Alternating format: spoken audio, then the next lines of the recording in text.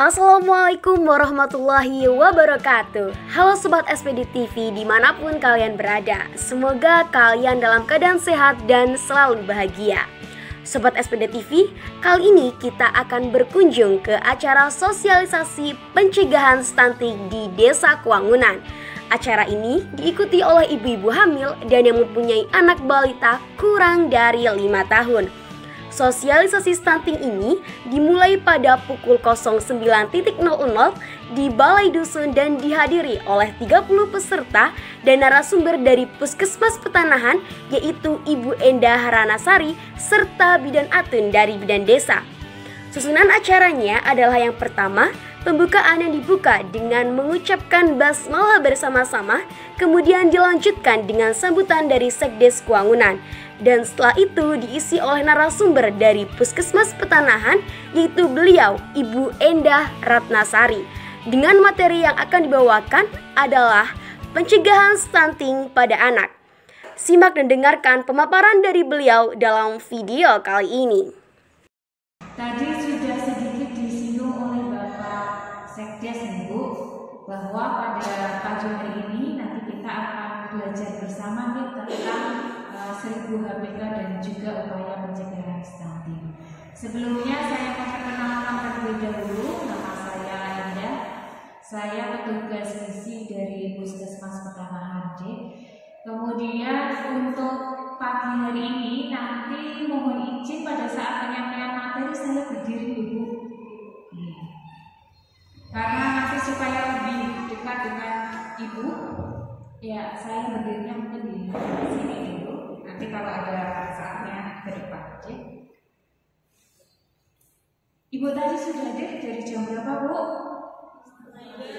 8:30. Ada yang hadir setelah 9 ya, kasih banget ya, Bu ya. Terima kasih ya, Bu ya, udah menyempatkan untuk hadir di sini, deh. Sami sehat ya, Bu? Alhamdulillah, deh. Semuanya sehat. Ya, tujuan kita pada pagi hari ini diantaranya nanti ibu-ibu mengetahui pengertian tentang stunting, kemudian apakah kategorinya masuk stunting atau tidak, kemudian cara mencegah stunting dan menanggulangi. Mungkin supaya lebih refresh lagi ya, Bu ya, kita lebih ingat lagi sebenarnya stunting itu apa sih, Bu? Ini ya, Bu, sudah ada tulisannya, tinggal dibaca ya. Stunting adalah gangguan pertumbuhan ya dan perkembangan otak pada anak yang disebabkan karena kekurangan gizi dalam jangka waktu yang lama ya, termasuk karena asupan tidak cukup dan meningkatnya kebutuhan gizi karena penyakit infeksi. Beberapa bulan terakhir ini, kurang lebih 2 bulan terakhir ya, Bu ya, banyak sekali anak-anak kita maupun orang dewasa yang terkena batuk pilek ya, Bu ya. Sembuh sebentar, nanti setelah itu kambuh lagi, seperti itu ya. Jadi ini batuk pilek termasuk penyakit infeksi ya, serta kurangnya stimulasi. Stunting ditandai dengan panjang atau tinggi badan anak lebih pendek dari yang seharusnya. Ibu sampun pirsa apa deh, Ibu? Perbedaannya panjang badan dan tinggi badan. Ada yang masih ingat? Lupa ya. Tujuannya kita di sini untuk mengingat bersama ya, Bu ya. Nanti kalau sudah di rumah kita sudah ganti pekerjaan rumah ya. Seperti ibu rumah tangga biasa, kita biasanya nyapu, ngepel, masak, udah nggak sempat buka KMS ya, Bu. Nanti mau ketemu di sini nanti kita ingat-ingat bersama ya, Bu ya. Baik ya. Tadi sampai mana, Bu? Panjang badan ya. Panjang badan itu diberikan sebutannya untuk bayi ataupun balita yang kurang dari 2 tahun. Ya, jadi kalau anaknya usianya 1 bulan, 2 bulan, 3 bulan, sampai dengan 2 tahun itu menyebutnya panjang badan. Tapi kalau sudah di atas 2 tahun, 2 tahun sampai 5 tahun kita menyebutnya tinggi badan. Sudah paham ya, Bu? Sudah paham ya perbedaannya ya? Itu untuk bedanya panjang dan tinggi badan anak. Ya. Ibu nanti di sela-sela kita berdiskusi seperti ini, apabila Ibu bosan kita yel-yel Ibu ya. Mau apa Bu yel-yelnya? Apa Bu? Wah, anteng ya. Ya, yel-yelnya kita bisa pakai apa Bu? Kalau saya jawab, untuk apa kita di sini? Ibu jawabnya bersenang-senang. Nanti kayaknya pada tebak semua Ibu ya. Coba Bu, saya ulang Bu. Untuk apa Bu kita di sini? Mana Bu tangannya? Ya, untuk apa kita di sini Bu? Bersenang-senang. Kan bosan ya Bu kalau di rumah itu aja nggak rampung-rampung ya Bu. Dari bangun tidur sampai tidur lagi. Pekerjaan kita 25 jam atau 24 jam. Ya, baik kita lanjut ya Bu ya. Ke stunting. Stunting pada awal kehidupan, terutama pada 1000 HPK sejak dalam kandungan sampai anak usia 2 tahun akan mempunyai dampak jangka panjang, yaitu menurunkan kualitas sumber daya manusia. Ya, Ibu masih ingat nggak Bu 1000 HPK itu yang seperti apa? Masih ingatkah? Lupa ya Bu, kita tujuannya di sini untuk mengingat bersama ya. Ya, jadi 1000 HPK itu dimulai sebentar. HPK itu kepanjangannya apa Bu? Hari pertama kehidupan. Ya. Hari pertama kehidupan manusia itu dimulai sejak di dalam kandungan sampai dia lahir berusia 2 tahun. Itu yang dinamakan dengan masa 1000 HPK atau hari pertama kehidupan manusia. Apa Bu yang terjadi pada 1000 HPK? Masih ada yang ingat? Pada saat janin itu ada di dalam kandungan, dia akan mengalami tumbuh kembang yang sangat cepat ya Bu. Contoh, Ibu hamil. Kalau usia kehamilannya masih 1 bulan, 2 bulan, 3 bulan, belum terlalu kelihatan ya Bu. Nanti kalau sudah 4 bulan, tiba-tiba sudah cepat banget membesarnya ya. Karena pertumbuhan janinnya itu akan sangat cepat, akan sangat pesat ya.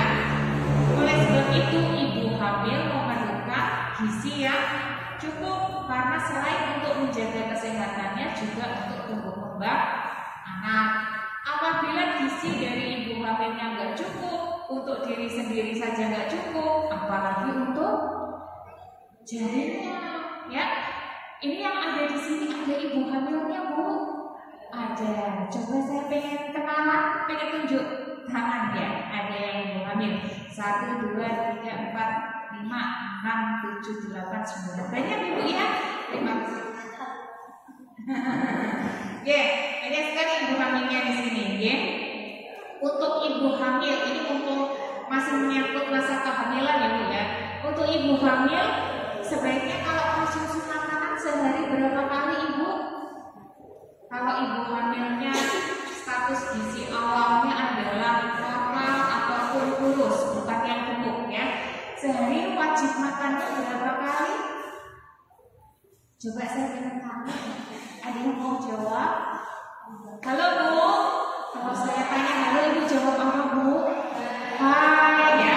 Kalau saya tanya hai Bu, Ibu jawab halo gitu ya Bu ya. Baik.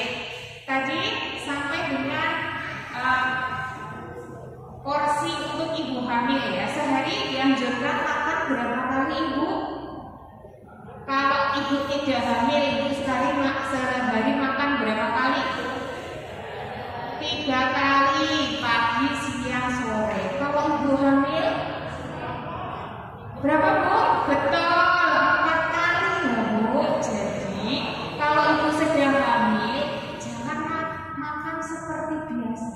Banyak yang ditanya, Ibu pada saat hamil ini sehari Ibu makan berapa kali? Kados biasa ya. Jawabannya harusnya luar biasa ya Bu, karena kondisi Ibu sedang dalam kondisi yang luar biasa, bukan kondisi yang biasa ya. Ibu kondisinya sedang hamil, tentunya kebutuhan tenaganya jauh lebih banyak dibandingkan ibu hamil ya. Itu baru pada ibu hamil. Kalau ibunya menyusui Bu, anjurannya ibu makan sehari berapa kali Bu? Berkali-kali, minimal berapa kali Bu? Kalau ibu tidak hamil, ibu makannya 3 kali. Kalau ibu hamil, ibu makannya 4 kali. Kalau ibu menyusui, ibu makannya betul Bu, 5 kali. Saya sering tanya sama ibu yang menyusui, ibu kalau makan sehari berapa kali? Ya terus biasanya kadang 2, kadang 3. Ya kasihan dedeknya ya Bu, karena ibu untuk menjaga sendiri kesehatannya saja butuh 3 kali. Dan buat dedeknya ya harus lebih banyak lagi. Itu ya Bu, sekilas untuk pemenuhan gizi. Nanti kita akan lanjutkan lebih dalam lagi di materi berikutnya ya. Tadi dampak dari apa Bu? 1000 HPK. Jika nutrisi dari bayi ya, bayi tidak mendapatkan nutrisi yang cukup, itu dapat mengakibatkan yang namanya stunting atau panjang badannya kurang dari yang seharusnya. Kalau di dalam kandungan tentunya belum bisa diukur ya Bu panjang badannya. Bocah IPC belum ya. Nanti IP kadang delik ya. Ya, bisanya diketahui adalah pada saat ibu sudah melahirkan. Ya, pada saat melahirkan saat ini tidak hanya dilakukan timbang berat badan, tapi juga dilakukan ukur panjang badan. Kalau ibu sudah periksa Bu berat badan bayi yang baru lahir, minimal berapa kilogram Ibu? Berapa Bu? 2,5, betul sekali ya, 2,5 kilogram. Kalau panjang badannya berapa sentimeter harusnya? Betul, 48 untuk bayi apa? Bayi kan ada 2 Bu jenis kelamin. Di dunia ini jenis kelamin hanya ada 2 ya, tidak ada jenis kelamin yang lain ya. Laki-laki dan perempuan. Untuk bayi laki-laki panjang badannya adalah 48 cm minimal. Untuk bayi perempuan panjang badannya adalah 47 cm ya. Jadi ketika lahir sama bidan biasanya diukur ya. Apabila terjadi panjang badan yang kurang dari yang tadi saya sebutkan, nanti akan dilaporkan ke kami ya. Jadi bayi tersebut masuk dalam kategori resiko stunting ya. Apa yang harus dilakukan? Tetap disusui ya bayinya dengan ASI eksklusif sampai 6 bulan dan ditambah dengan perlakuan atau treatment zinc ya Bu. Jadi dikasih zinc sirup sehari 1 kali ya, ditetesi setiap hari selama 3 bulan untuk menambah panjang badannya. Tapi panjang badan ini tidak berlaku bagi bayi dengan usia kehamilan yang kurang bulan ya Bu. Misalnya baru 7 bulan sudah lahir, baru 8 bulan sudah lahir. Nah itu panjang badannya tentunya tidak sama dengan yang cukup bulan lahirnya ya, yang normal. Jadi panjang badan tadi yang 47 dan 48 itu hanya berlaku untuk bayi yang cukup bulan ya.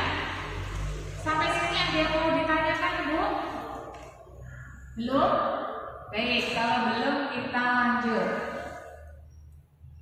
Nah, bagaimana cara mengetahui stunting ya?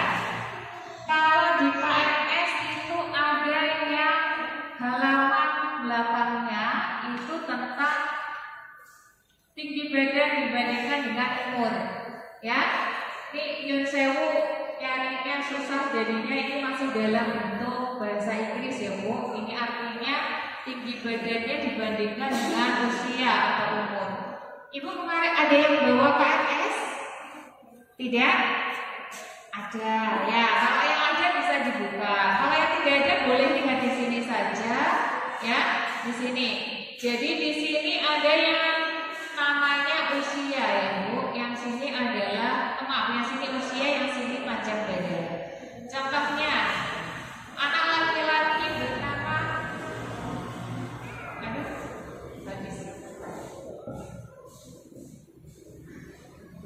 Anak laki-laki bernama Abi, berusia 22 bulan, memiliki panjang badan 79 cm.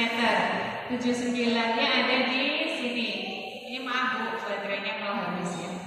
Kemudian dibandingkan dengan usianya 22 bulan. Maksudnya adalah 2 tahun kurang 2 bulan ya. Ketika ditarik garis dan ditemukan titik, nah itu apabila kurang dari min 2 dan min 3 maka dinamakan pendek ya.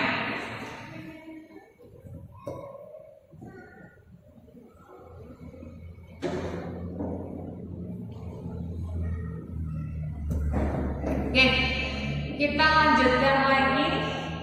Ini masih bisa kalau untuk naik turun, tapi untuk yang ininya udah nggak bisa ya.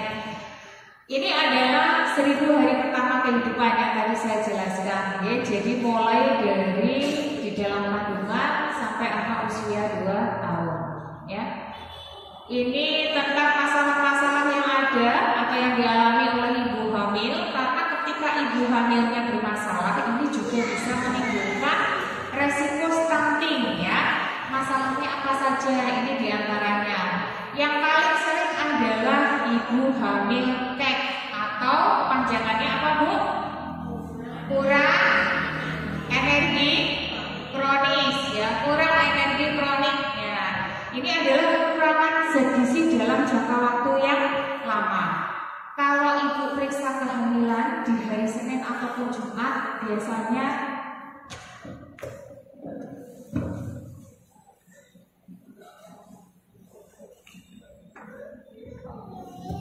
ya, sampai mana Bu?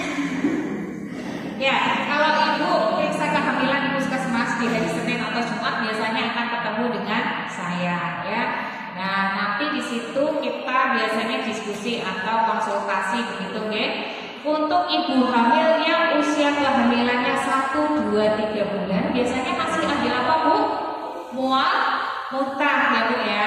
Nah, di situ biasanya terjadi gangguan makan karena makanannya nggak bisa masuk ya. Si ibu biasanya berat badannya turun ya karena nggak bisa makan.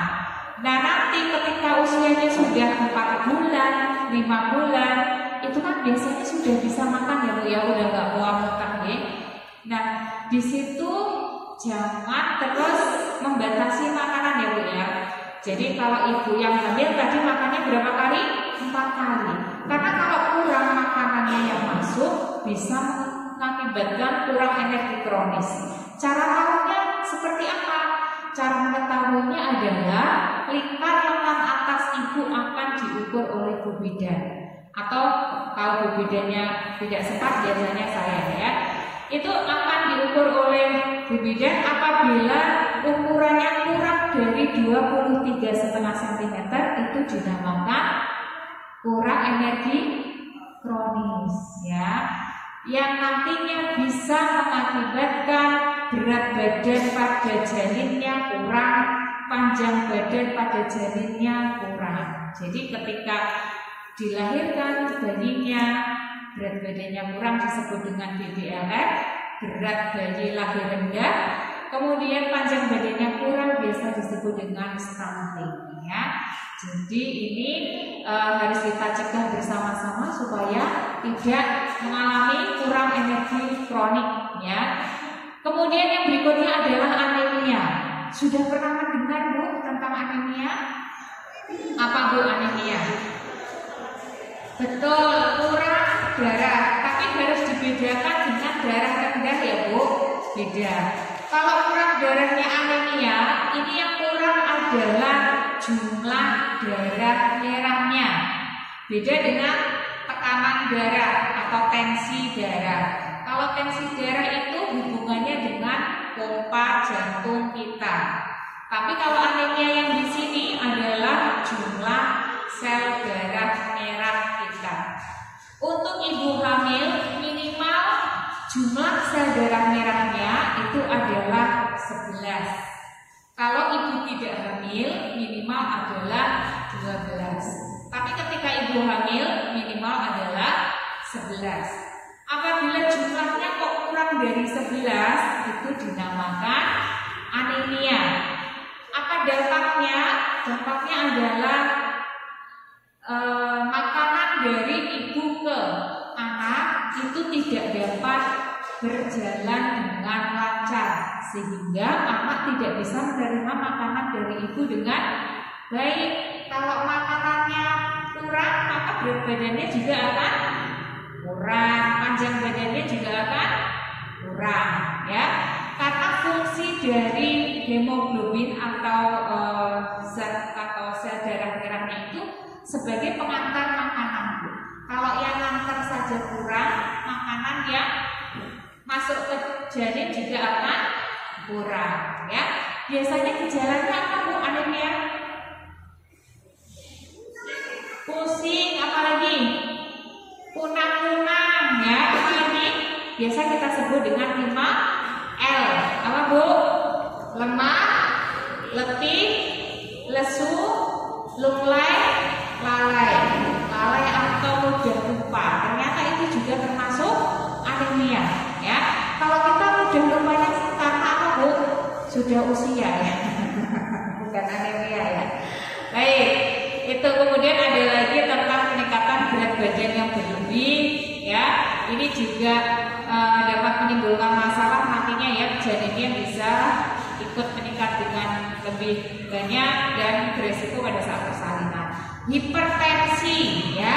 Ibu hamil ini sangat-sangat dipantau untuk tensinya. Ibu sudah periksa untuk setiap bulan ibu harus cek tensi yang hamil, mana ibu hamilnya? Ya, sudah periksa Bu, setiap bulan ibu harus cek tensi, ya. Ya, kalau ibu tidak sempat ke vaskes misalnya, ya, ibu bisa datang ke posyandu, ya, untuk cek tensi, ya. Harus setiap bulan. Kenapa Bu harus dipantau? Karena tekanan darah ini dapat menimbulkan yang namanya kejang pada kehamilan atau preeklampsi. Itu akan beresiko pada ibu hamil. Dalam kondisi hamil itu tekanan darah ibu akan meningkat dibandingkan tidak hamil biasanya, ya Bu. Kondisi tersebut bisa kita cegah atau bisa kita peringat dengan beberapa cara. Yang pertama adalah ibu dengan melakukan pola konsumsi yang sehat, ya. Ibu hamil boleh nggak mengonsumsi garam? Boleh nggak? Boleh, tapi jangan terlalu asin, ya. Yang asin-asinnya dikurangi. Contohnya apa Bu? Garam itu sudah jelas, ya, asin. Kemudian beberapa makanan yang ditambahkan dengan garam, contohnya apa? Telur asin, ikan asin, apalagi Bu? Ya, bumbu-bumbu masakan yang banyak mengandung natrium, contohnya adalah terasi, kecap, saus sambal, saus tomat, tauco, ya, kalau di sini jarang, ya.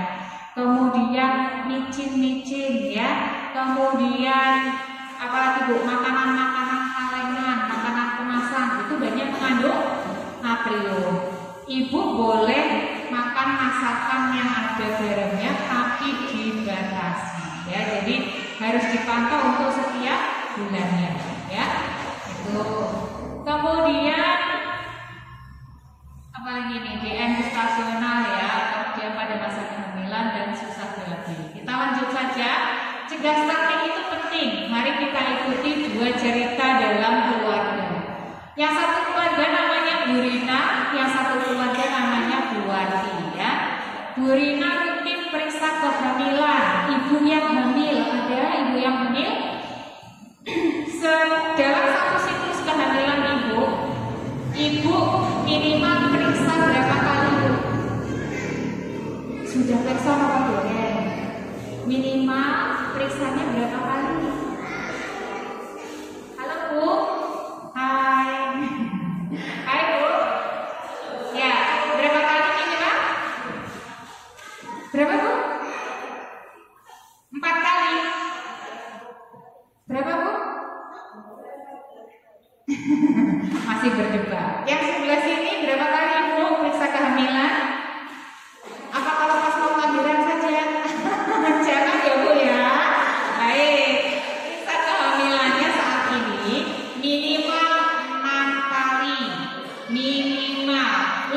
baik setiap bulan ya.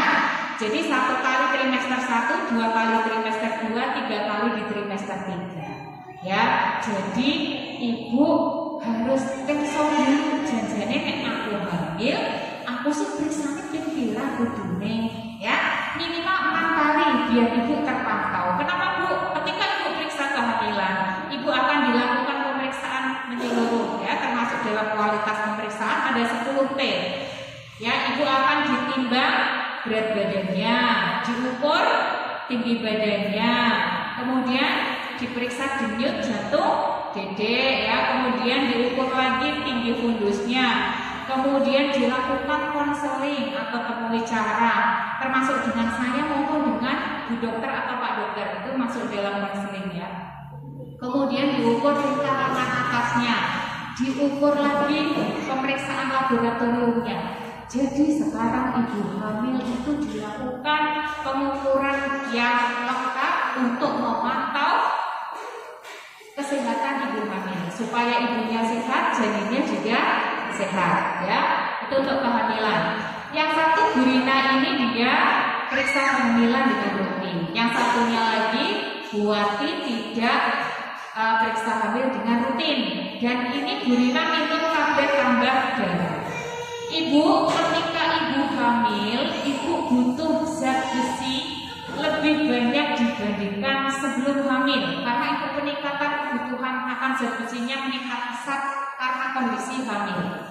Jadi tablet tambah darahnya harus diminum ya. Kalau terima tablet tambah darah dari bidan atau dari puskesmas diminum tidak Bu, diminum ya, jangan ditaruh di bawah kasur ya, nanti lupa sudah nabung berapa ya, ternyata tabungannya sudah banyak ya, nggak keminum ya Bu. Jadi tablet tambah darahnya diminum. Untuk apa sih Bu? Supaya tadi ibu HB-nya tidak rendah. Kalau ibu HB-nya rendah, resiko pada saat ibu persalinan terjadi perdarahan dan resiko pada janin, berat badan dan panjang badannya kurang dari bayi yang seharusnya ya. Jadi tablet tambah darah ini sangat-sangat penting ya. Kemudian Ibu Rina ternyata memiliki buku KIA yang terisi lengkap. Terisi lengkap ini paling tidak tadi dia melakukan pemeriksaan sebanyak 6 kali minimal ya. Ibu Wati tidak lengkap ya. Kemudian pada saat proses kelahiran keduanya berjalan lancar, kehamilannya cukup bulan. Bu Rina melahirkan bayi yang sehat ya, 3,2 kg, panjangnya 50 cm. Kemudian Bu Wati melahirkan bayi dengan berat badan 2,4 dan panjangnya 47. Artinya Bu Wati ini untuk berat badan bayinya masih kurang dari yang seharusnya ya. Kemudian kita lihat pada saat Bu Rina sudah melahirkan langsung diberikan ASI eksklusif ya. Sedangkan Bu Wati langsung memberikan susu formula sejak 3 bulan. Kemudian di usia 6 sampai 23 bulan Bu Sinta diberi makanan pendamping ASI yang beragam sesuai dengan pedoman anjuran makannya. Sedangkan Bu Wati hanya diberikan makanan padat dan sedikit lauk ya. Untuk ibu menyusui apakah masih ada mitos Bu gak boleh makan lauk yang enak-enak, yang amis-amis? Masih ada enggak? Masih ada ya. Faktanya ibu hamil itu ibu hamil dan ibu menyusui ya Bu harus makan yang enak-enak ya Bu. Ikan, lele, bayam, belut, apalagi Bu?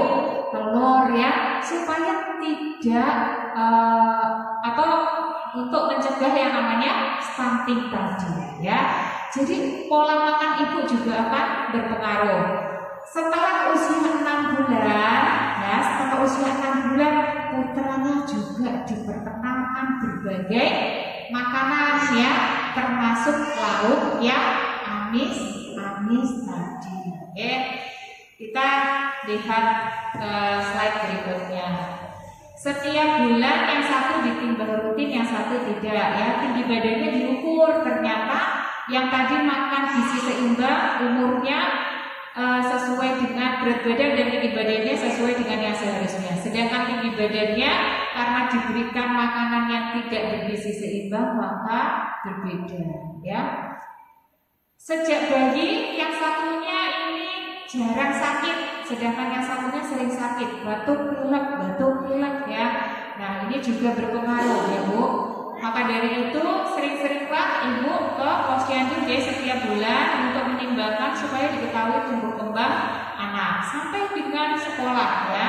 Ternyata yang satu dapat menerima pelajaran dengan baik, sedangkan yang satunya tadi tidak. Jadi pengaruhnya itu sampai dia besar ya Bu. Jadi dari sejak dalam kandungan sampai dia besar itu sangat berpengaruh untuk nutrisinya. Ya. Kemudian apakah stunting itu sama dengan kerdil Bu? Ternyata tidak ya. Stunting tidak sama dengan kerdil walau sama-sama berperawakan pendek. Nah, kalau stunting itu gangguan pertumbuhan, kalau kerdil itu memang sudah kelainan fisik ya. Nah, itu dari lahir memang sudah ada kelainannya. Ya, bagaimana dengan orang pendek tapi memiliki kecerdasan yang baik? Contohnya siapa Bu yang sudah almarhum? Pak Habibie ya, itu pendek tapi cerdasnya luar biasa ya. Cerdasnya luar biasa. Nah, artinya apabila beliau itu tinggi, kecerdasannya akan lebih baik lagi ya. Kemudian apakah berhubungan dengan keturunan? Nah, biasanya ibunya nggih endek Bu, larine endek nggih boten apa-apa pun biasa, nggih. Ingat ya Bu, bukan faktor utama. Misalnya ibu tinggi badannya 145 ya, termasuk kurang begitu ya ibunya. Putranya itu ada potensi tinggi badannya 8,5 cm lebih tinggi pada saat dia dewasa, dengan catatan diberikan ASI eksklusif, diberikan MPASI yang cukup, makan gizi seimbang yang cukup ya. Jadi ibu jangan minder yang punya perawakan pendek ya Bu, Allah diparingi kados niki Bu. Nah, justru karena itu putrane panjenengan belum sampai dewasa harus diberikan nutrisi yang cukup karena punya potensi hampir 9 cm lebih tinggi dari ibu. Jadi kalau misalnya ibunya 145, putranya bisa 154 ya. Jadi bisa lebih tinggi. Mari ibu semangat untuk memberikan nutrisi yang cukup untuk putra putrinya ya. Apa yang harus dilakukan jika menemukan anak yang stunting di atas 2 tahun ya? Maka konsultasi ke tenaga kesehatan, nanti akan dicari penyebabnya terlebih dahulu ya. Kemudian ini tadi pada masa kehamilan minimal 6 kali sudah ya Bu ya, konsumsi tablet tambah darahnya sudah. Anjuran makannya untuk ibu hamil. Kalau ibu hamilnya di trimester 1, usia kandungan 1, 2, 3 bulan masih muntah, apa yang harus dilakukan Bu? Makan apa ibu hamilnya?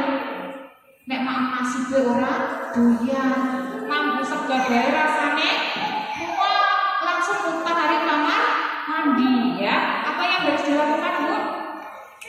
Ibu harus tetap menjaga asupan nutrisinya dengan cara makan makanan pengganti karbohidrat nasi ya. Contohnya bisa dengan digantikan ubian. Di sekitar kita banyak ya Bu. Alhamdulillah kita hidup di petanahan, di pendem bae langsung urip ya Bu. Kalau enggak sebentar ke pasar nyari tela juga banyak ya Bu ya. Ada tela, ada butin, ada gerbili, ada ketan, itu bisa dijadikan makanan pengganti nasi ya. Kemudian porsi makannya tidak harus besar, tapi sedikit-sedikit asalkan sering. Misalnya 2 jam sekali diisi. Jadi jangan tidak diisi sama sekali supaya satu ibu badannya tidak lemes, yang kedua dedek tetap dapat nutrisi. Yang berikutnya, ibu bisa mengonsumsi biskuit ataupun roti ya. Jadi ada pilihannya biskuit, roti maupun ubian. Yang selanjutnya lagi ibu bisa mengonsumsi buah-buahan. Ya, buah-buahan ini penting untuk menjaga asupan vitamin dan mencegah rasa mual. Ya, itu. Jadi untuk trimester 1 tidak bisa dipaksakan, tapi bisa diganti dengan makanan yang lain. Intinya satu, jangan terus mandek orang malam. Ya, kalau boleh kepingin bu, kalau mual lewat karuan, ya. Tapi jangan sampai tidak makan sama sekali, ya. Jadi diusahakan untuk diisi sedikit demi sedikit. Yang trimester 2-3 tadi sudah saya sampaikan, ibu makannya 4 porsi, ya. Pagi, siang, sore, malam ibu hamil makan, ya. Kecuali yang sudah di awalnya sudah gemuk, ya, cukup makan 3 kali saja. Tapi kalau ibu status gizinya kurus dan normal, sehari makan 4 kali. Ada protein hewani, ikan, telur, ayam, ya, bisa dimakan. Ibu hamil juga boleh makan hati, ya bu, ya. Bukan makan hati karena sakit hati, ya bu. Makan hati ayam, makan hati sapi itu untuk mencegah anemia, ya. Karena anemia itu ada sumber makanan yang bisa digunakan untuk meningkatkan HB. Yang bagus adalah hati ayam, hati sapi, ya. Kemudian telur, termasuk kuning telurnya yang paling banyak. Kemudian ada ikan, dan ikannya tidak harus ikan air laut, bisa air tawar, bisa lele, bayung, belut, kembung, mujair, bisa, ya. Itu. Kemudian ya, penggunaan gula garam ketika ibu hamil juga dibatasi, ya. Ampun medanya, ampun kata-kata, boleh medah, tapi jangan terlalu banyak, ya. Karena gula itu apabila terlalu banyak masuk ke dalam tubuh ibu dapat mengakibatkan janinnya bertambah besar lebih cepat. Nanti akan beresiko pada saat ibu persalinan, ya. Kemudian ini bu tadi sudah, ya, contohnya, ya. Ikan laut, hasil laut boleh, ya bu. Ibu hamil, ibu menyusui tidak dilarang, ya. Kalau mitosnya nggak boleh, ya bu, ya. Makan lele, makan udang, makan yang enak-enak nggak boleh, ya. Nanti jadinya kecil-kecil, ya, anaknya, ya. Protein, nabati, tahu tempe ini untuk mencegah kecacatan pada janin. Jadi asam folatnya cukup banyak, bagus, ya. Vitamin dan mineral ini juga untuk membantu penyerapan pada bahan makanan yang ada di atasnya, ya. Kemudian pemberian ASI dan makanan pendamping ASI, ya. Usia 0 sampai 6 bulan ASI dapat mencukupi seluruh kebutuhan anak.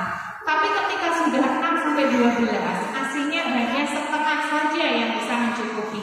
Sisanya si anak harus makan, ya. Ketika usianya sudah 1 sampai 2 tahun, itu ASINya hanya mencukupi sepertiga saja. Jadi bu, ketika sudah 6 bulan, mari kita berikan anak-anak kita MP ASI atau makanan pendamping ASI. Makanan pendamping ASI apa yang biasanya ibu berikan kepada putra-putrinya? Apa bu biasanya dikasih apa putra-putrinya MP ASI-nya? Dibelikan bubur saja, atau dibelikan pabrikan, atau dibuatkan sendiri. Pilihannya banyak loh. Dibelikan di warung sakutu bubur, apa dibelikan pabrikan, apa dibikinkan sendiri.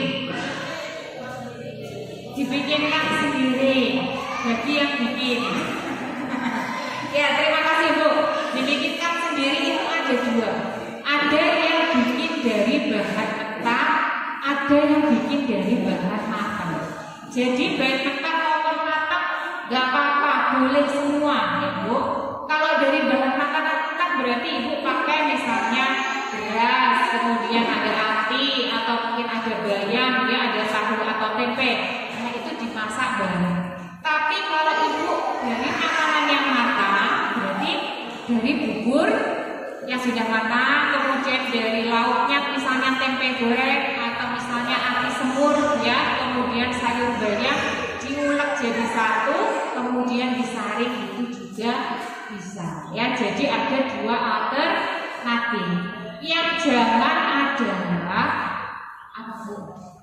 Jangan hanya dipundhutaken, ditumbasaken bubur setum wis. Nah, kenapa Bu? Nggak boleh. Nah itu karena proteinnya tidak ada. Padahal bagi usia 6 bulan itu harusnya sudah mendapatkan protein hewani. Kalau tidak, dia bisa mengalami anemia atau kurang darah. Pertumbuhannya bisa terganggu karena protein hewani juga untuk pertumbuhan badan dan pertumbuhan otak. Ya, jadi ketika sudah 6 bulan wajib makan protein hewani si anak ya Bu. Bisa dari telur, bisa dari ati ayam, bisa ayam, atau bisa telur puyuh Bu. Ya, telur puyuh juga bisa. Ya, jadi telurnya tidak harus telur ayam. Kemarin Bu kadernya sudah saya share resep MPASI. Nah, nanti bisa di-share ke Ibu. Dan ternyata MPASI-nya tidak harus beras ya Bu. Dari singkong bisa ya. Budi singkongnya dikukus disit, diulek disit bisa ya. Pakainya ikan enak ya. Lanjut ke bahasa yang perlu dipertimbangkan dalam pemberian MPASI. Ini kalau disingkat adalah Uvre Jutek Pares Bersih ya Bu. Untuk usia 6 bulan. Biasanya kita kasih makan kalau usia 6 bulan berapa kali Bu? Masih banyak ibu-ibu yang menjawab 1 kali ya. Padahal minimal adalah 2 kali pagi sama sore dibuang putrane. Oke, kersane dapat nutrisi yang cukup. Kemudian teksturnya harus kental, jangan cair ya. Tanda-tandanya kalau cair gimana Bu? Kalau lagi diambil kemudian dituang itu cepat jatuh. Jadi kalau itu buat MPASI jangan yang cair. Karena kalau yang cair itu kebanyakan air, tenaganya zat gizinya kurang, nanti untuk berkembang juga kurang. Ya harus yang kental. Kalau yang kental ketika diambil disendok kemudian dituang lagi itu jatuhnya lama, netesnya suwe. Ya, jadi jangan yang cair. Ya. Kemudian porsinya berapa? Kalau dulang ditaker apa mboten Bu? Pun sami ditaker apa dereng nek dulang putrane. Nek putrane umure nembe 6 sasi, ditaker nggih Bu, nakere ngangge sendok makan. Makanannya yang sudah jadi silakan Ibu ambil, kemudian Ibu taker kalau 6 bulan. Takarannya adalah 2 sampai 3 sendok makan beres. Baru nanti setelah Ibu takar kemudian Ibu suapkan. Jadi jangan bet gue mau pentina orang lagi ya. Nggak sendok apa Bu, kita nggak sendok beli. Tapi nang suap Bu, ya kata kalau katanya bisa Bu, ini walaupun kali pinterne ya. Dados nek badhe tulang ditakar yen nggih sendok makan. Kalau sudah 6 bulan lebih 2 minggu sampai 9 bulan, Ibu takarannya tetap pakai sendok makan, tapi jumlahnya ditambah. Yang tadinya 2 sampai 3 sendok makan beres ditambah jadi 2 sampai 3 sendok makannya munjung penuh. Jadi Ibu tahu oh kira-kira nih Dedek maafin ibunya semene. Kalau nggak gitu nggak tahu. Oh mau sama kuping kira sekarang bok ya bok oke ya itu ya Bu. Kemudian selain makanan Ibu juga ngasih makanan siang. Jadi kalau misalnya makannya itu pagi sama sore, Ibu siangnya juga ngasih buah ya untuk 6 sampai berapa tadi 9 bulan ya, bisa buah-buahan diberikan. Kemudian usia 9 sampai 12 bulan Ibu takarannya diganti, jangan pakai sendok lagi. Oh bocah gede sih ya, karena pun adem dia dapat harus dapat makanan yang lebih banyak. Ibu pakainya mangkok. Kalau di teori memang mangkoknya sudah terstandar, isinya 250 ml. Tapi kita hidup di Indonesia ya banyak sekali pabrik mangkok. Enak mangkok plastik, mangkok bola, mangkok gede, mangkok cilik, mangkok persegi, mangkok bulat ya Bu. Nanti bingung. Kalau beli di toko baru ya pirang-pirang, tapi kan bingung ukurannya yang tinggi kados niku nggih. Silakan Ibu lebih gampangnya pakai mangkok jago. Di rumah apa punya mangkok jago, Bu? Rata-rata punya. Kalau usianya sudah 9 bulan, takaran makannya kurang lebihnya adalah sepertiga mangkok jago. Sepertiga.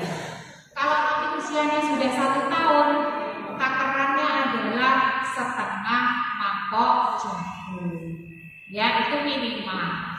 Nah, jadi Ibu dengan seperti itu tahu kira-kira takarannya seberapa. Kalau nggak ditakar, mau bingung tok mau seperti kira. Nek ditanya, Ibu putranya panen kurang Bu, kurun kata pinter Bu. Kok lali kula mau pinten nggih. Pakai sendok apa Bu? Sendok makan bukan, sendok bayi.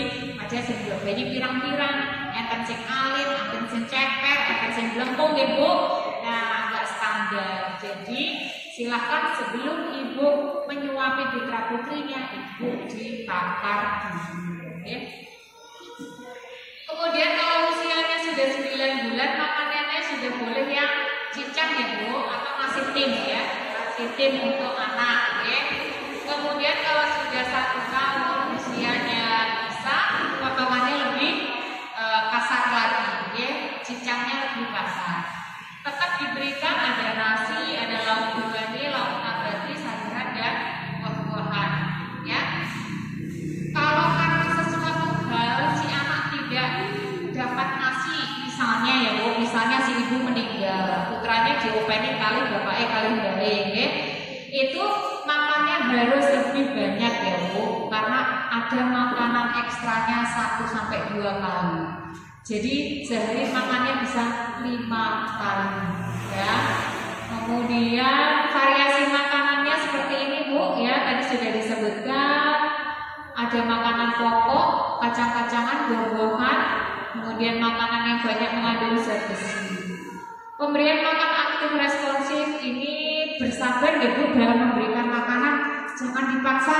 Kesewatan yang dijipet itu nih kesuwen harus baby cek ya. Saat itu masuk, besoknya si anak nggak mau makan, trauma, pedih, ngono-ngono ya. Ampun Ibu, jangan dipaksa. Kalau belum mau, kasih waktu dulu ya. Nanti kalau lapar dia pasti minta makan. Asal jangan diiming-imingi, cilung kali celong deh. Kok ada sama jajan selalu mau ya, gitu. Terus kebersihan. Berikan kepada bayi mangkok yang bersih, jangan campur sama bapak ibunya.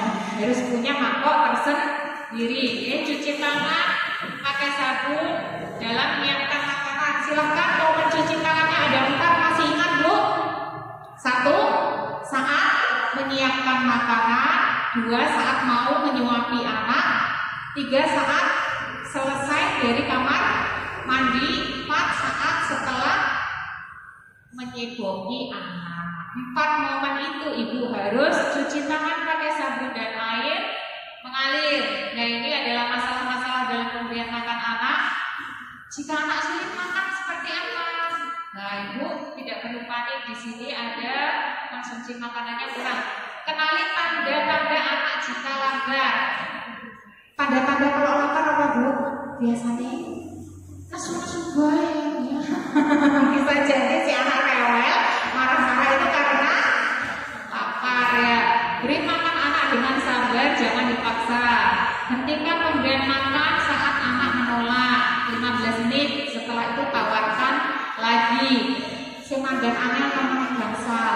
Berikan variasi yang berbeda ya. Ini agak angel ya, ibunya setelah ngapa-ngapa gitu ya. Setelah apa besok kucing apa? Tidak apa. Bervariasi barang ya.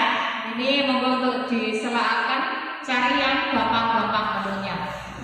Bagaimana jika anak hanya mau makan makanan jenis tertentu saja? Tetap menawarkan jenis makanan yang lain tanpa memaksa ya. Mengenalkan jenis makanan baru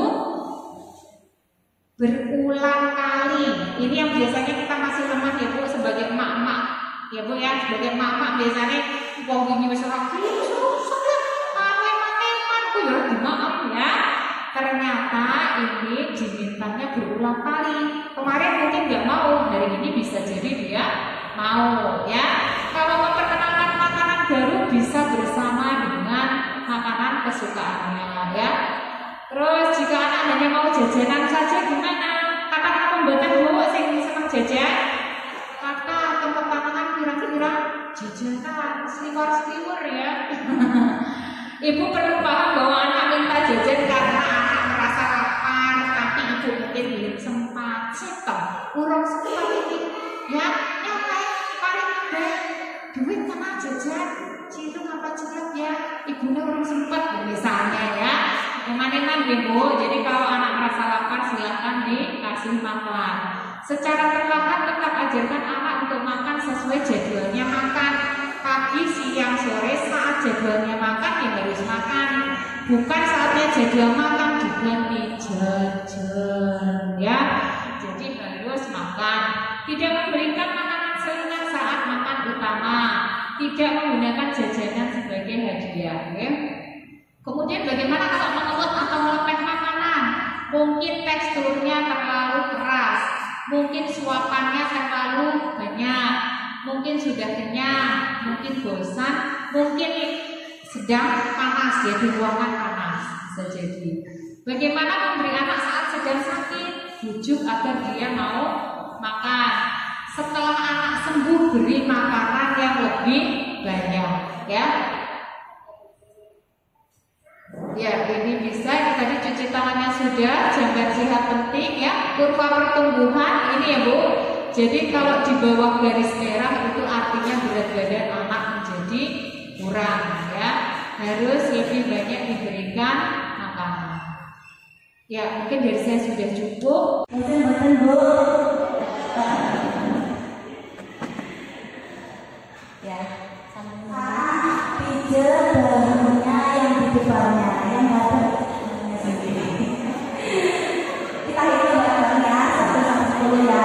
1, 2, 3, 4, 5, 6, 7, 8, 9, 10 ya. Sekarang balik pada sebelahnya yang gantian. Yuk hitung 1, 2, 3, 4, 5. Pagi hari ini saya mencoba ingin belajar bareng ya Bu. Saya tidak bisa ya karena ini hanya belajar bareng aja guys hari ini. Ini menyampaikan tentang manfaat ASI eksklusif dalam pencegahan stunting. Ya, mungkin nanti yang saya sampaikan itu tidak hanya ASI eksklusif aja ya, di sini ada lain-lainnya. Nah, mungkin Ibu sering mendengar namanya ASI eksklusif nih. Mbak Desti, ASI eksklusif itu apa? Menyusui langsung dari ibu. Menyusui langsung dari ibu. Menyusui langsung dari ibu. Kalau Mbak Desti gantian. Aduh, itu cantik lah. Tunjuk ya. Lah, ini Mbak.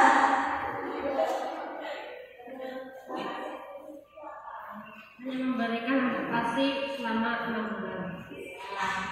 Hanya memberikan ASI saja tanpa makanan tambahan apapun selama 6 bulan ya. Kalau 5 bulan termasuk ASI eksklusif enggak? Ya enggak ya. Tapi saya sering lihat itu menjelang baru menginjak usia 6 bulan itu sudah dikasih makan. Itu namanya ASI eksklusif bukan? Bukan ya. Jadi 6 bulannya itu nanti masuknya ke 7, bukan masuk ke 6 ya. Nggak lupa ya. Kemudian di sini ASI juga mengandung semua gizi yang dibutuhkan bayi dalam 6 bulan pertama kehidupan. termasuk di sini ada lemak, ya, ada karbohidrat, protein, vitamin dan mineral, air, ya. Di sini kayak vitamin ya. Kemudian ASI juga mengandung faktor bioaktif yang menambah sistem kekebalan bayi yang belum matang, memberikan perlindungan terhadap infeksi dan faktor-faktor lainnya yang membantu pencernaan dan penyerapan nutrisi. Jadi di sini juga ASI ternyata itu mengandung apa? Antibodi. Jadi untuk kekebalan tubuh si bayi tersebut, ya. Seringkali beda nggak Ibu? Kalau misalkan bayi yang diminumkan ASI selama 6 bulan dengan yang tidak selama 6 bulan, sering nggak melihat perbedaannya? Bedanya di apa? Mungkin sering berpengalaman. Kalau yang makannya lebih basic ya, sebelum 6 bulan itu sering panas ya.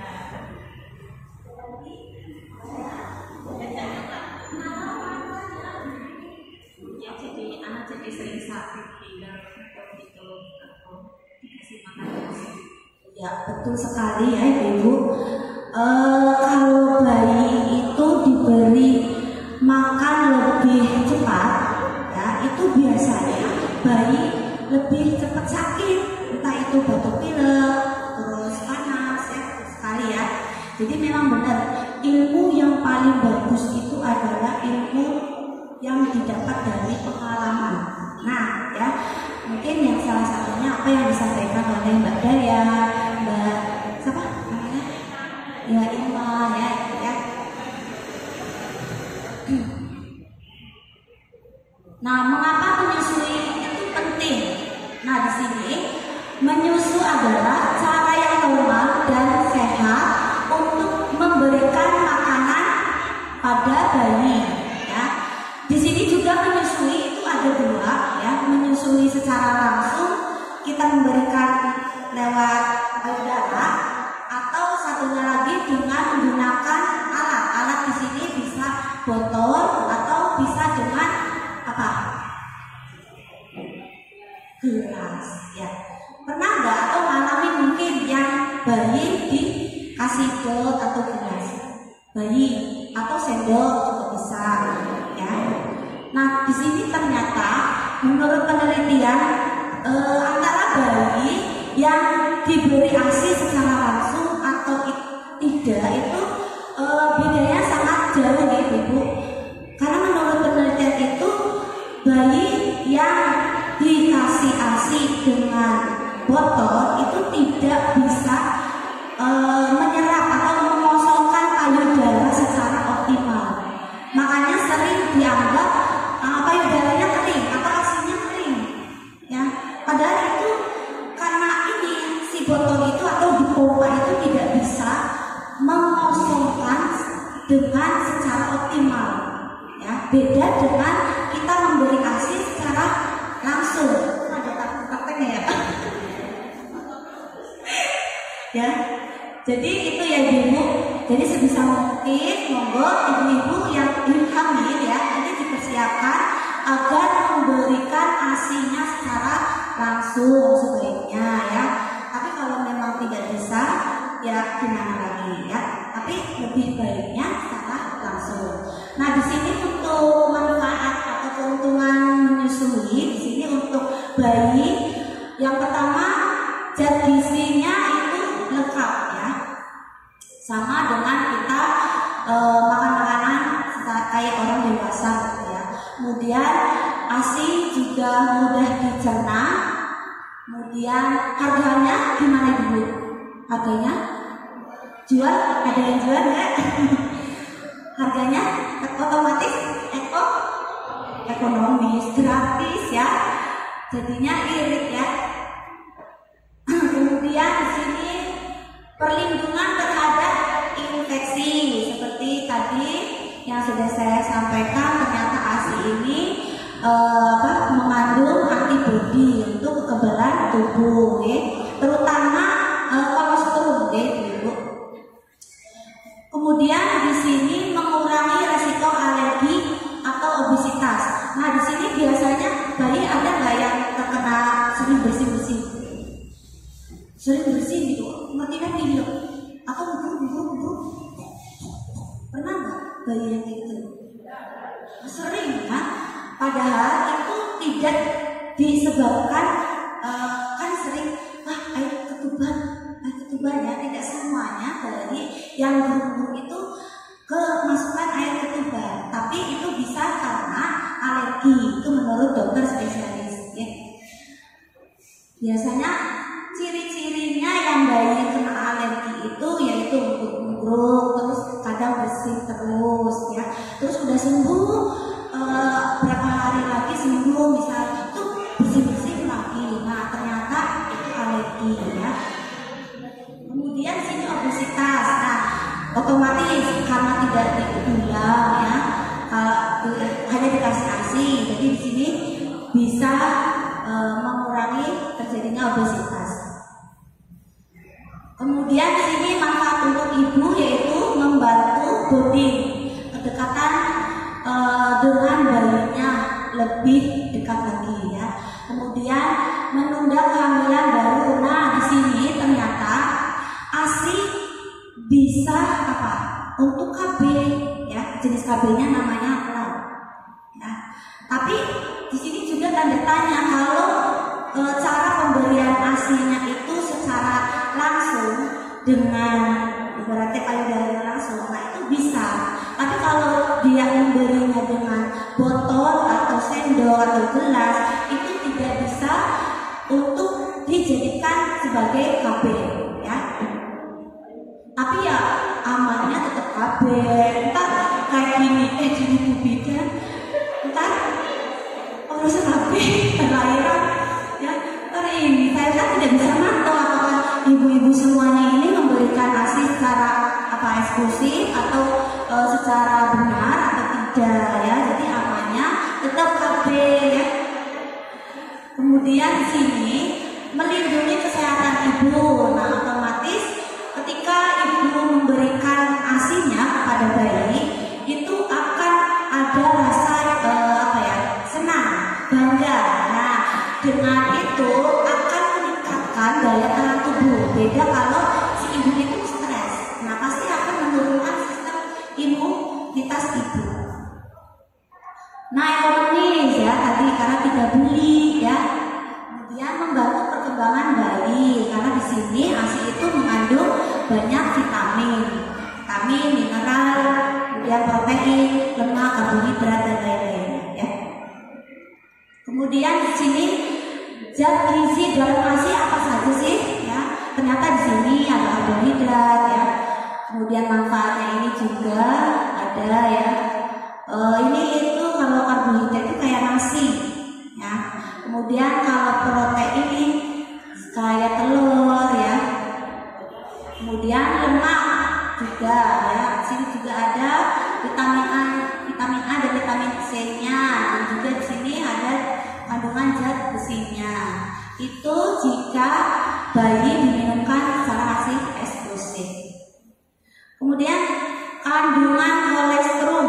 Nah, di sini tadi yang sudah saya sampaikan, ternyata kolesterol, mungkin ada yang belum tahu kolesterol itu apa?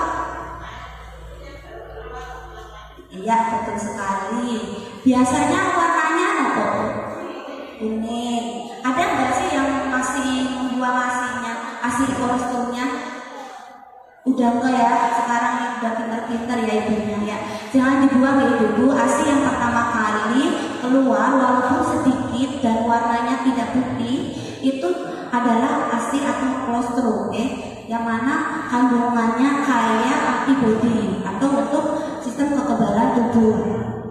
Kemudian di sini banyak sel darah putih yang mana untuk melindungi dari infeksi. Kemudian pencahar. Nah, di sini ternyata kalau bayi itu kan kadang terjadi yang namanya konstipasi ya.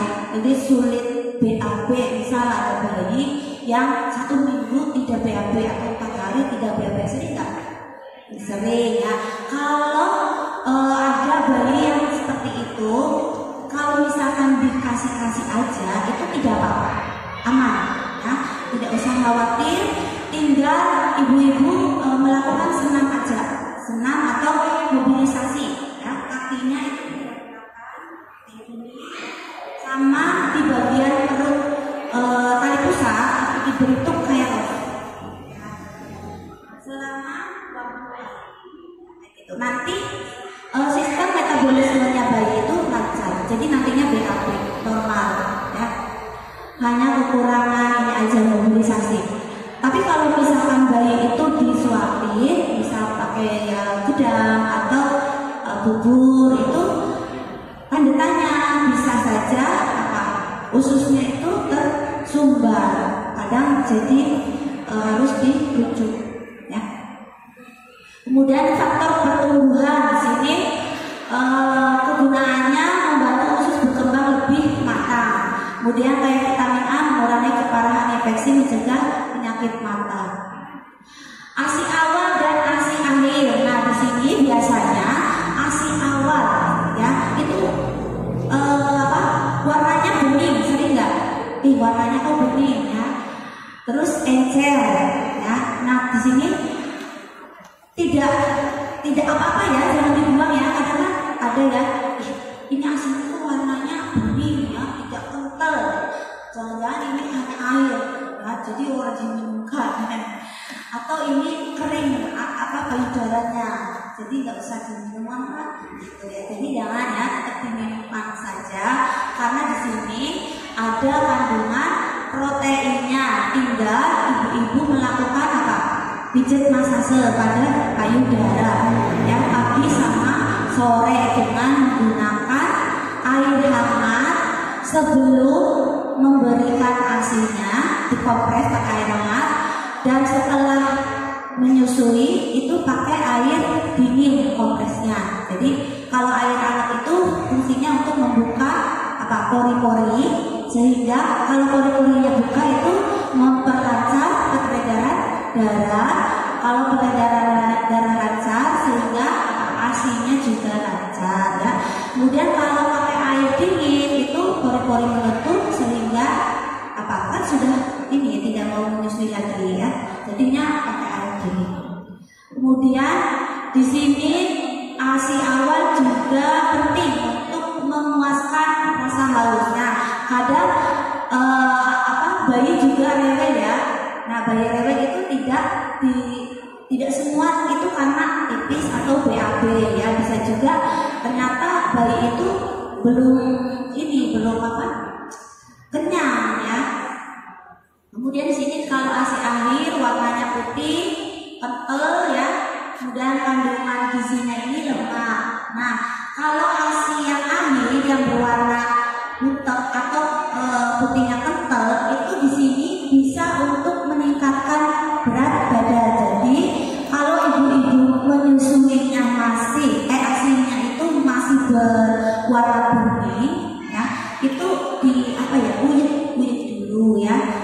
Terus biar ASI-nya ini bisa berwarna putih dan kental ya. Nah, untuk rekomendasi WHO, mulai menyusui dalam 1 jam segera setelah melahirkan susu secara efektif sampai dari usia 6 bulan. Tapi di sini yang terbaru itu ini ya ibu, mulai dari bayi baru lahir, jadi dengan IMD. Ibu-ibu mungkin yang kemarin sudah melahirkan IMD apa enggak? IMD udah tahu? Oh enggak IMD.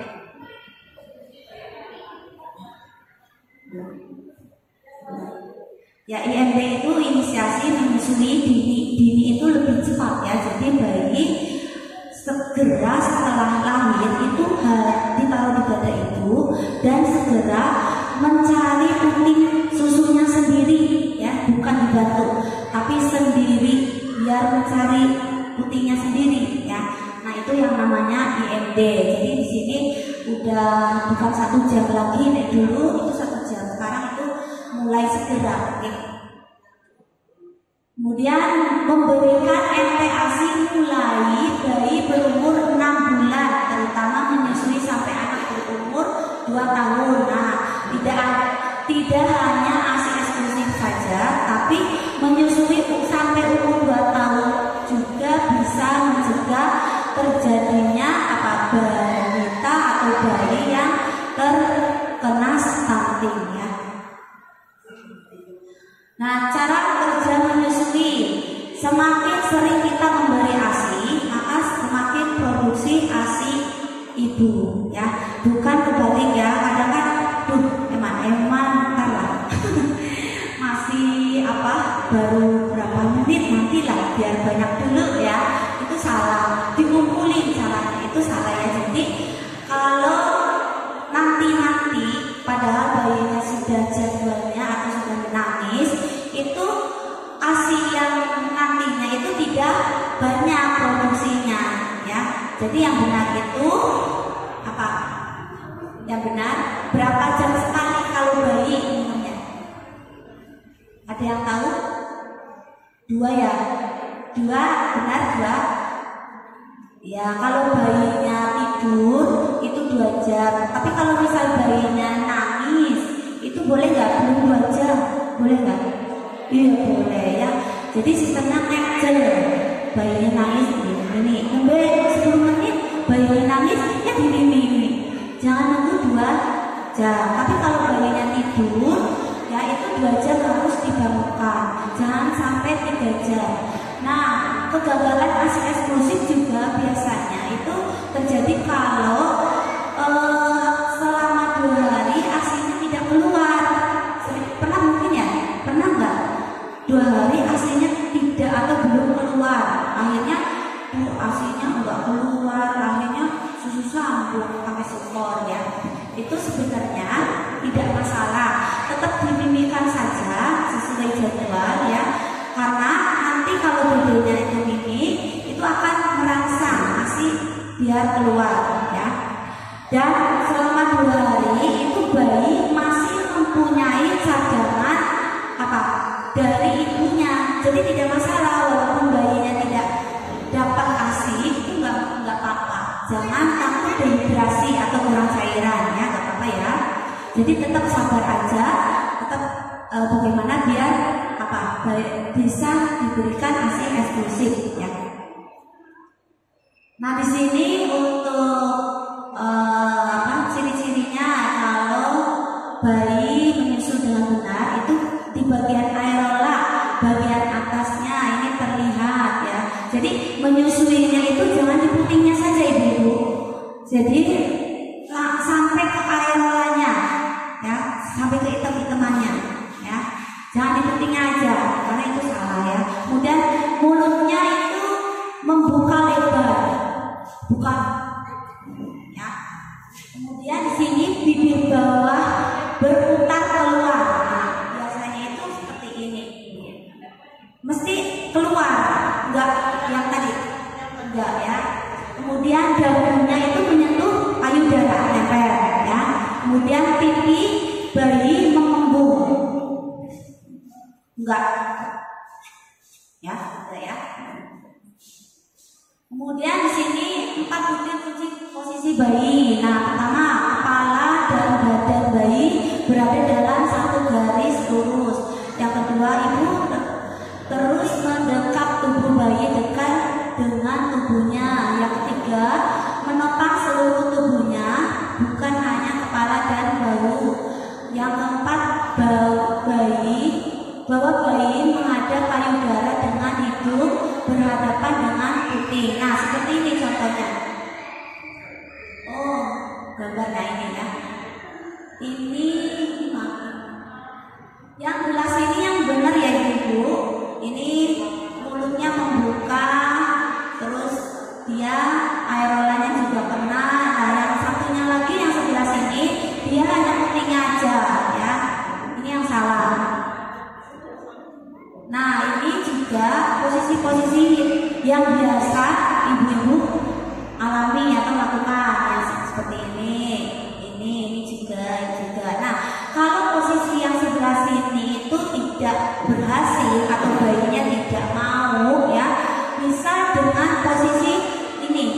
kasihan ya, karena dengan posisi bersandar ibunya juga tenang, bayinya juga merasa lebih nyaman ya, sehingga bayi biasanya mau menyusu ya.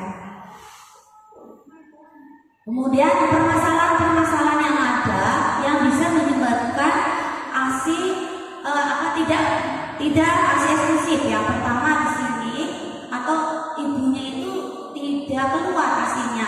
Yang pertama di sini anemia besi ya, tadi sudah disampaikan Ibu Endah. Kemudian di sini penyebabnya karena asupan kurang ya. Kemudian di sini juga kekurangan vitamin A ya, biasanya ibunya itu mungkin tidak semua ya, di sini juga nanti kalau makan yang banyak nanti jadi tambah gendut ya. Nah itu juga yang bisa menyebabkan ini kekurangan zat besi dan vitamin A. Kemudian kekurangan iodium ya, jadi boleh ya makan garam. Kemudian kekurangan kalsium dan vitamin D. Di sini juga manfaat untuk penyebabnya makanan kurang beraneka ragam dan defisiensi vitamin C. Kemudian juga kehilangan darah. Nah biasanya setelah melahirkan biasanya kan darah yang keluar itu banyak ya ibu. Jadi biasanya bisa terjadi yang namanya anemia. Nah biasanya bidankan kasih obat vitamin tambah darah ya setelah melahirkan. Nah, itu gunanya untuk membantu menambah darah. Sini makanan tinggi sih udah disampaikan sama Mbak Endah, bisa kerang, ayam, keju. Jadi untuk menangani kasus stunting yang sudah disampaikan itu dengan memberikan obat zinc. Nah biasanya kan zinc itu dikasih yang obat diare itu loh.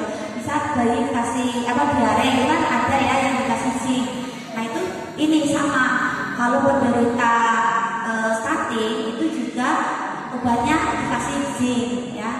Nah ternyata selain obat itu dari makanan juga bisa. Ini ada dari kerang, ayam, keju, kacang mete, kacang almond, susu, daging merah, yogurt, kemudian ikan salmon, coklat. Ya di sini mungkin yang lebih baik itu ikan salmon ya. Monggo ibu-ibu bisa mengkonsumsi ikan salmon. Ya.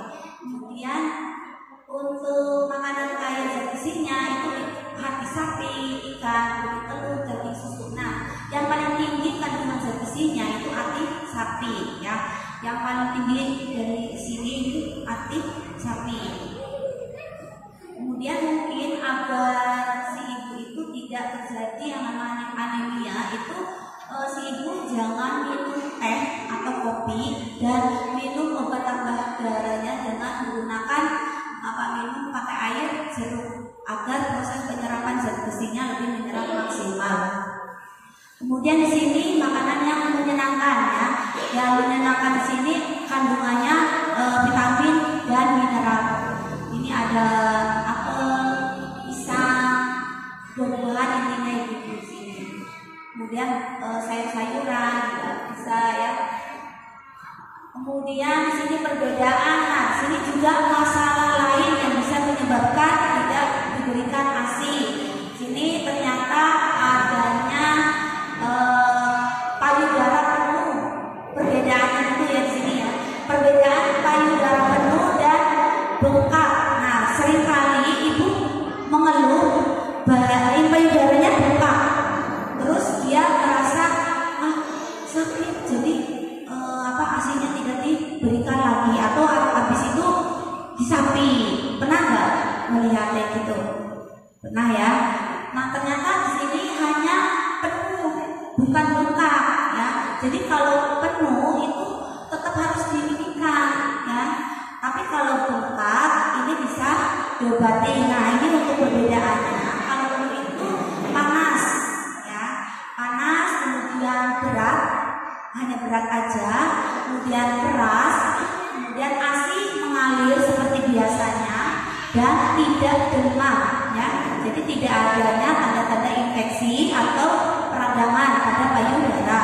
Kemudian kalau bengkak, payudara bengkak ini ditandai dengan rasa udin, ya udin itu buka, kemudian dipegang itu apa? Dia kayak apa ya? Keras banget. Kalau yang ini biasanya sih keras tapi agak-agak goyang-goyangnya gitu. Tapi kalau ini itu kayak nggak ada gitu ya. Tegang, kemudian putih mengkilat. Nah, ini ciri khasnya ya. Kemudian merah melebar. Nah, kalau udah ada merah itu biasanya ada tanda-tanda peradangan atau infeksi yang harus diobati. Okay? Kemudian asinya itu tidak keluar, berbeda dengan asi payudara penuh ya. Kemudian di sini juga ditandai khas itu demam ya. Nah, untuk penyebabnya di sini asi atau payudara yang penuh itu sebabnya asinya itu banyak. Untuk pencegahannya untuk lebih sering dimimikan aja ya. Nah, berapa lama sih kalau pemberian ASI yang betul? Berapa lama? Kanan kirinya berapa lama? Ada yang tahu? Bacain mungkin yang berpengalaman. Udah anak kedua. Orang terhitung ya. Kak Yok sudah ya. Jam ya apa sejam? Ya, sudah lah ya enggak biasanya ya enggak. Ya, minimal itu payudara kiri 15 menit, payudara sebelah kanan itu 15 menit minimal. Kalau lebih boleh nggak? Boleh ya. Jadi kalau kurang dari itu biasanya kurang maksimal, jadi nggak kenyang bayinya. Kemudian terlambat mulai menyusui ya, tidak apa ya mendek-mendek ya. Jadi di sini udah penuh, udah jadwalnya tapi tidak disusui. Ini untuk pencegahannya mulai menyusui segera setelah persalinan. Kemudian perkataannya kurang baik. Di sini tadi untuk posisi menyusuinya kurang tepat. Ya. Kemudian pengosongan ASI yang tidak sering ya, sehingga terjadinya apa? Penggumpalan ASI di payudara. Kemudian di sini untuk pencegahannya lebih sering dan lama menyusuinya. Kemudian untuk penyebab lain ini pembatasan lama menyusui. Untuk pencegahannya menyusui tanpa jadwal. Jadi jangan dijadwal. Dalam istilahnya ngecel.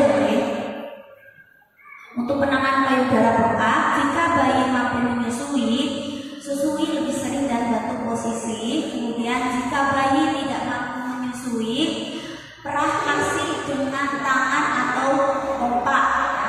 Lebih baik dengan apa?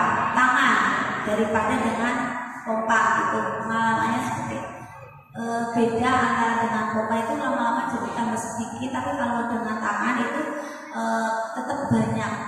Kemudian kalau sebelum menyusui, di sini kompres hangat atau mandi air hangat, pijat tengkuk dan punggung bantu ibu rileks. Biasanya ibu itu dibantu oleh suami atau ibunya untuk bagian punggungnya itu dipijat. Kemudian ibu jangan stres ya. Biasanya kurangnya motivasi dan berbagai banyak jangan ini ya, wong ini, wong itu dan lain-lainnya itu bisa menyebabkan mental block atau ketidakyakinan pada ibunya dan bahkan ibunya itu stres. Nah, kalau terjadi seperti itu biasanya bisa menyebabkan ASI-nya tidak keluar atau tidak yang keluar sedikit ya. Jadi kalau bisa, kalau memang ibu-ibu sudah paham yang di apa ya, ibu-ibu bisa jangan makan lele, jangan makan telur, jangan amis gitu.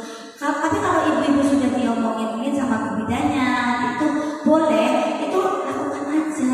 Oleh bidan lah bu pokoknya gitu ya. Terus aja minum misal apa, bongi apa ya?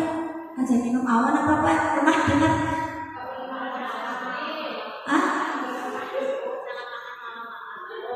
juga nggak boleh ya, padahal boleh, nggak apa-apa. Terus jangan tidur siang. Nah itu juga ternyata kalau ibunya tidak tidur siang itu bisa stres ya, karena kelelahan. Padahal malam hari begadang. Jadi boleh ya ibu istirahatnya, tapi jangan sampai 4 jam, 3 jam ya. Cukup berapa? 1 sampai 2 jam, maksimal hanya 2 jam saja ya. Aku bidan oli loh, boleh sampai 4 jam. Ya, boleh ya. Kemudian di sini setelah menyusui, kompres dingin pada payudara.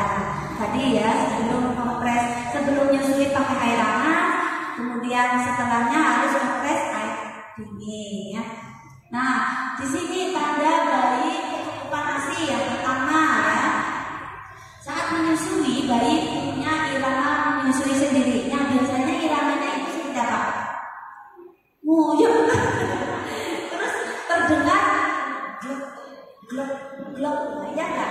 Ya, kalau tidak ada tanda-tanda seperti itu, biasanya bayinya itu tidak menenang, hanya bisa aja, betul ya, tidak ada yang masuk ya. Kalau terjadi seperti ini, akhirnya berat badan si bayi itu tidak naik atau apa? Ya akhirnya stabil ya, saja. Kemudian yang kedua, hisapan bayi saat menyusui akan terasa nyaman di ibu ya. Otomatis itu kan senang ya. Kemudian 3, payudara yang penuh sebelah dihisap bayi, atau setelah payudara yang penuh setelah dihisap bayi akan lebih lunak. Otomatis yang tadinya penuh dihisap jadi lunak atau kosong ya. Kemudian bayi akan melepaskan payudaranya sendiri ketika kenyang. Iya enggak Bu? Iya. Kemudian bayi akan buang air kecil atau BAK sesuai dengan hari usianya. Biasanya bayi baru lahir BAK-nya atau buang air kecilnya berapa kali normalnya?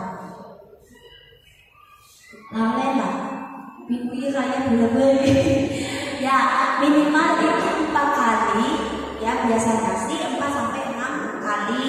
Kalau bisa kurang dari itu, biasanya bayi itu dehidrasi atau kurang cairan ya. Atau bisa juga itu salah satu sebab tanda bahwa bayi itu lagi terjadinya demam ya.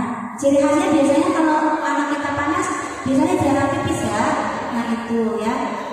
Kemudian di sini juga bayi buang air besar pada bayi akan berubah warna ya. Biasanya itu berwarna apa Bu?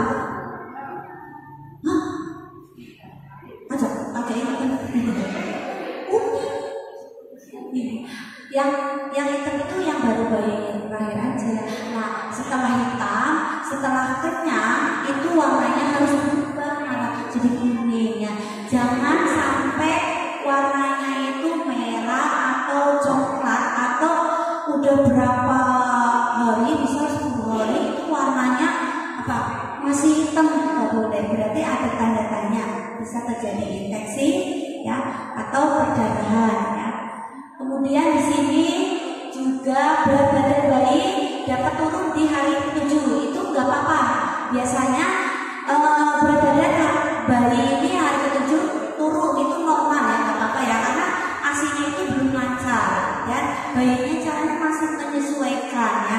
Kemudian untuk hari ke-14 dan seterusnya itu biasanya berat badan bayinya itu bertambah harus ya. Nah itu untuk penanda bahwa bayinya itu cukup ASI-nya itu harus tambah. Kalau berat badannya turun di hari misal 1 bulan atau 14 hari ke sana, itu berarti tanda tanya, berarti harus dicari penyebabnya ya. Nah, terima kasih ya. Mungkin dari saya itu monggo yang ada yang ditanyakan, barangkali dari materi yang Bu Endah sampaikan atau yang saya sampaikan ada yang ditanyakan, monggo setelah ini bisa ditanyakan. Mungkin dari saya hanya Wabillahi taufiq wal hidayah. Wassalamualaikum warahmatullahi wabarakatuh.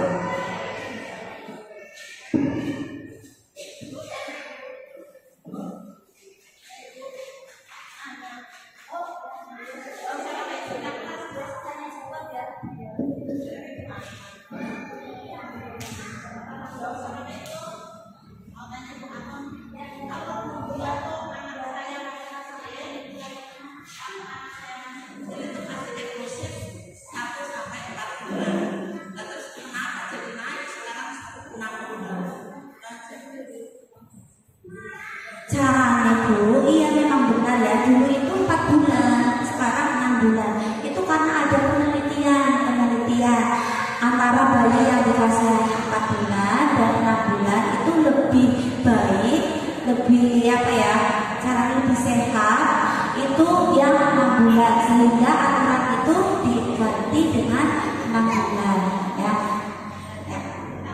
Ya boleh. Bayinya itu udah dibawain susu formula berbeda. Aku memberikan, aku nggak mau atau enggak, tapi aku dia benar-benar anak juga ini kemarin. Ya terima kasih ya. Kalau saya sekarang enggak ya, enggak ngasih. Saya sekarang ya. Ya mungkin itu hanya menjaga jam mungkin ya. Barangkali tidak bisa keluar sampai beberapa hari, tapi sebaiknya jangan pesimis dulu ya, tetap berusaha bagaimana ibu-ibu bisa memberikan ASI eksklusif. Jadi kalau ada kendala apa, kalau ibu-ibu sudah yakin pokoknya saya bisa, insya Allah dengan keyakinan kuat ya, ibaratnya bisa lah, itu ya otomatis bisa gitu, karena yakin ya. Jadi jangan dikasih susu dulu, kan masih ada cadangan ya, walaupun tidak langsung keluar ya. Kalau misalnya masih bingung boleh tanya sama bidan. Mungkin itu ya, mungkin hanya menjaga aja, tidak langsung diberikan ya. Kan yang mana yang maju ke duitnya. Saya juga rasa lebih, apalagi saya kembar. Dulu anak pertama sama kedua kan masih eksklusif ya, terus anak yang kembar ini duit iya benar, ini yang kembar nggak bisa terhitung. Beda dengan si Alia sama Dede Arka, itu masih eksklusif semua alhamdulillah, walaupun kerja kantoran saya taruh di kulkas tapi tetap bisa masih eksklusif ya. Jadi kalau ada ya hambatan atau permasalahan yang dialami ibu-ibu yang bisa tidak yakin, itu tanyakan aja, betul ya. Mungkin ada lainnya? Dengan anak area bulan saya sendiri sebelumnya bulan itu boleh nggak sampai 2 tahun itu dari samping boleh, apa sebaiknya harus 2 tahun? Yang disarankan oleh WHO dan menurut undang-undang yang sudah ditetapkan oleh pemerintah itu 6 bulan ya, yang wajib itu 6 bulan. Kalau misalkan hanya mampu 18 bulan tidak masalah ya, asal apa makannya mau ya. Jadi yang memang yang wajib itu 6 bulan, nggak apa-apa. Kalau nggak sampai 2 tahun nggak apa-apa, bisa tadi 18 bulan.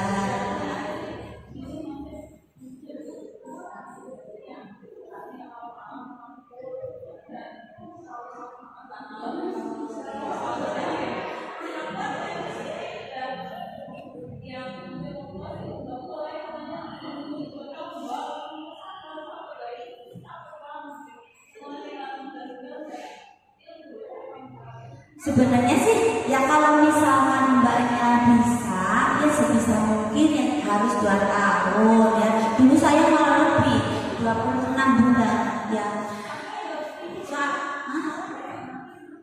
Siapa yang nggak bisa tidurnya? Mentek terus ya.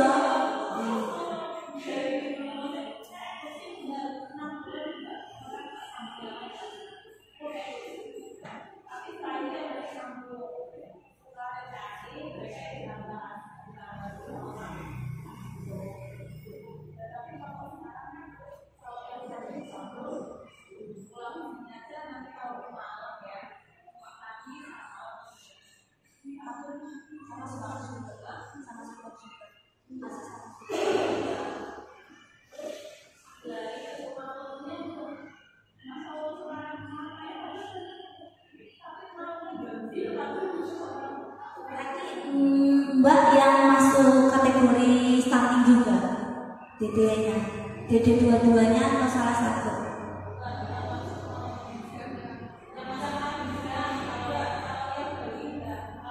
Oh, yang mana yang kakaknya? Oh, yang kakaknya. Ya intinya tadi yang ditanyakan oleh Mbak itu boleh enggaknya, itu sebenarnya tidak ada undang-undang, ya undang-undang atau WHO itu harus 2 tahun. Tapi kalau bisa sih itu ya harus 2 tahun minimal. Tapi kalau misalkan minimal, kalau misalkan mbaknya memang nggak bisa, kan tadi pertanyaan boleh nggak? Ya itu tergantung dari mbaknya. Mampu nggak? Jangan dipaksakan. Kalau misalkan mbaknya mungkin memang tidak mampu, ya malah kok misalnya mbaknya dipaksakan malah kesehatan mbak mungkin terganggu, itu kan jadinya kurang maksimal juga ibaratnya. Ya, yang penting mbaknya mampu nggak, yang tahu itu mbak, ya mampu enggaknya. Tapi kalau mbaknya mampu, monggo dilanjut ya sampai 2 tahun. Tapi kalau tidak mampu boleh sampai misal 22 bulan atau 20 bulan gitu. Yang wajibnya itu 6 bulan. Alhamdulillah acara demi acara pada sehari ini berjalan dengan lancar. Terima kasih pada Ibu Bida, Ibu Ete yang telah memberikan pengisian dan ilmu-ilmunya, semoga bermanfaat untuk ibu ya. Dan dari saya selaku pengacara, apabila ada kata yang kurang berkenan, mohon maaf yang setulus-tulusnya. Marilah kita tutup dengan mengucapkan hamdalah bersama-sama. Alhamdulillahirobbilalamin. Assalamualaikum warahmatullahi wabarakatuh. Terima kasih sudah menonton channel SPD TV. Jangan lupa like, comment, share, and subscribe.